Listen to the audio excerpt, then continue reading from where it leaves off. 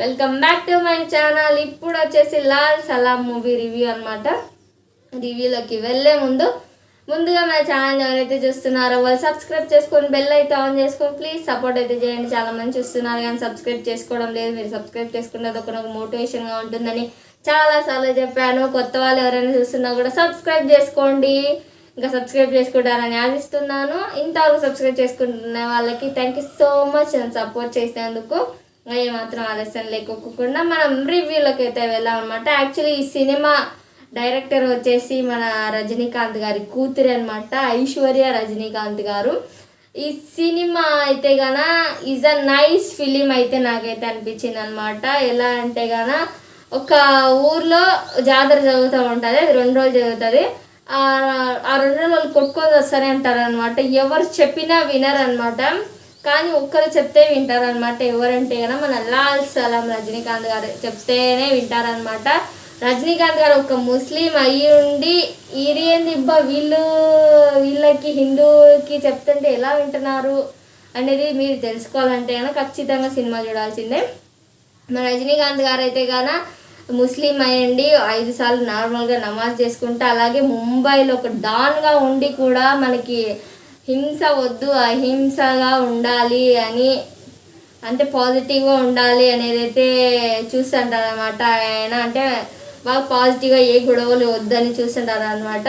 ఇంకా రజనీకాంత్ గారి performance acting పరంగా అయితే కనుక ఈజ్ పర్ఫెక్ట్గా అయితే చేశారు. ఆయన అయితే కనుక మనకి జైలర్లో చూపించేంత కాకపోయినా కూడా దీంట్లో దానికి అంతవరకు అయితే వచ్చిందనమాట.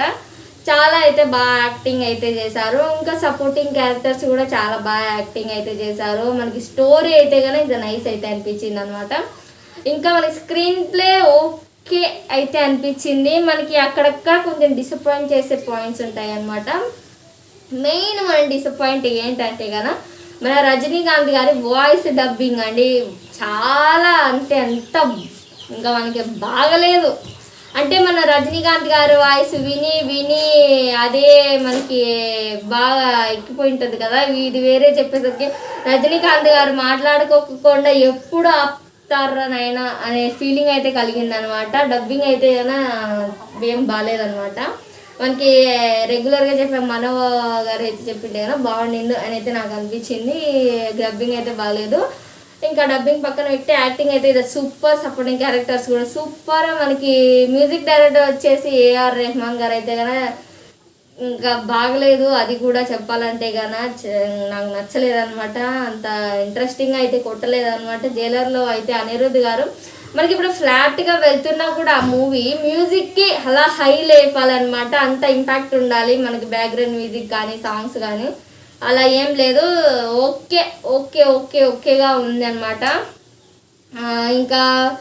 ఇంకా బ్యాక్గ్రౌండ్ మ్యూజిక్ ఏం బాగా, సాంగ్స్ నార్మల్గా ఉన్నాయి. మనకి స్టార్టింగ్ నుంచి ఎండ్ వరకు ఏది బాగుంది అంటే కనుక లాస్ట్ క్లైమాక్స్ ఒక 40 minutes అట్లా ఉంటుంది అనమాట.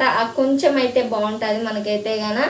మనకి ఇక్కడ కొన్ని ఫైటింగ్ సీన్స్ అయితే బాగుంటాయి, మధ్యలో చాలా బాగుంటాయి. ఫైటింగ్ సీన్స్ అయితే ఇది నైస్ అయితే అనిపించింది. కొన్ని పాయింట్స్ అక్కడక్కడ ఉంటాయన్నమాట. మనకి కట్ పీస్లా అక్కడక్కడ ఉంటాయి, అవి మాత్రమే నచ్చుతాయి. ఇంకా ఇది రజనీకాంత్ గారి సినిమా కాబట్టి ఫ్యాన్స్ ఎవరైనా ఉంటే కనుక 3-2 సైన్ చూడొచ్చు. మనకైతే కనుక ఒకసారి అయితే చూడొచ్చు రబ్బా అని అయితే అనిపిస్తుంది అనమాట. అబ్బా అనే ఫీలింగ్ కాదు, జస్ట్ నార్మల్ ఫీలింగ్ అయితే కనుక. మనం ఓవర్ ఎక్స్పెక్టేషన్స్ పెట్టుకొని పోతే కనుక డిసప్పాయింట్ అయ్యే తిరిగి వస్తాం అనమాట. ఇది నైస్ ఫిలిం అంతే, నార్మల్గా ఉంది.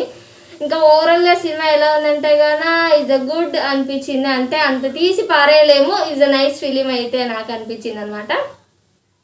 ఇంకా సినిమాకి అంతే అనమాట. ఇంకా ఈ రివ్యూ మీకు నచ్చితే కనుక లైక్, షేర్ అండ్ సబ్స్క్రైబ్ చేసుకోండి. ఇంకా నెక్స్ట్ వీడియోతో మళ్ళీ కలుసుకుంటాను. ఇంతటితో బాయ్.